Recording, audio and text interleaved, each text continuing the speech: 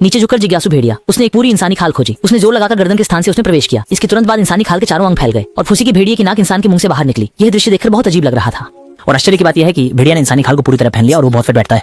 एक राहगीर उसके सामने से गुजरा। जिज्ञासु भेड़िया उठकर उसके पीछे चल पड़ा और उसकी नकल करते हुए खड़ा होकर दौड़ने लगा। बस थोड़ा लड़खड़ाता हुआ, अभी तक अभ्यस्त नहीं हुआ था। फिर वह सड़क की ओर बढ़ते हुए शहर में चला गया। लड़ी का कुत्ता उस पर लगातार भौंक रहा था, लेकिन उसने कोई ध्यान नहीं दिया और आगे बढ़ता रहा। एक कंपनी के गेट से गुजरते समय उसने जिज्ञासु होकर उन कर्मचारियों को देखा। उसे भी जीवित रहने के लिए एक नौकरी चाहिए, इसलिए नौकरी चाहने वालों के बीच मिलकर उसने इंटरव्यू में हिस्सा लिया। पेन से लिखते हुए भी उसने नकल की और आखिरकार एक भेड़िया नौकरी पाने में सफल हो गया। क्योंकि उसने भेड़िया की तरह मेहनत से काम किया, उसे कंपनी के मालिक से मान्यता मिली और उसे पदोन्नति और वेतन वृद्धि दी गई। तब से अच्छी कमाई करने वाला भेड़िया अपने खुद के बड़े घर में रहने। स्नान करने वाले मजदूरों ने इसे देखकर हैरानी जताई और भेड़िए की पहचान उजागर ना हो इसलिए वो खड़ा हो गया और मजदूरों को काम जारी रखने का संकेत दिया। मजदूर फिर भी उलझन में थे। भेड़िया दूर के जंगल को देखता है और पहले की रेंगने की आजादी को याद करता है।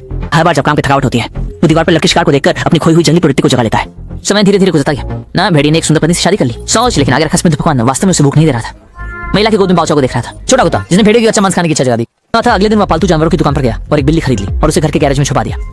वह उत्साह से बिल्ली को बाहर निकालकर ताजा कच्चे मांस को देखता है। जब वो एक भरपेट भोजन की तैयारी कर रहा था तभी बेटी ने गैरेज का दरवाजा खोल दिया। क्या ये मेरे लिए है? वो बेटी के सामने अपनी भेड़िए की पहचान उजागर नहीं कर सकता था। लंबे समय से दबाव में रहने के कारण उसे बहुत तकलीफ हो रही थी। दीवार पर टंगा शिकार, मेज पर पड़ी स्टेपलर हमेशा उसकी इच्छाएं जागृत कर देते हैं। उस रात टीवी में दिखने वाली भेड़िया मांस खा रही थी और बेटी की गोद में ताजा भोजन था।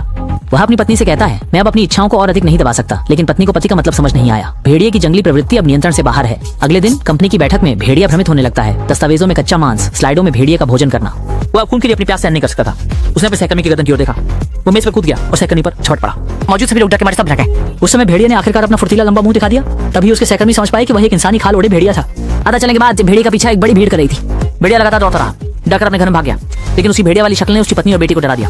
उसने पूरी ताकत से इंसानी खाल उतार दी, अपना असली रूप दिखाने की कोशिश की और परिवार की समझ की उम्मीद की। लेकिन पत्नी उसे फिर भी घर से बाहर निकालना चाहती थी। मजबूरन उसे घर से बाहर भागना पड़ा।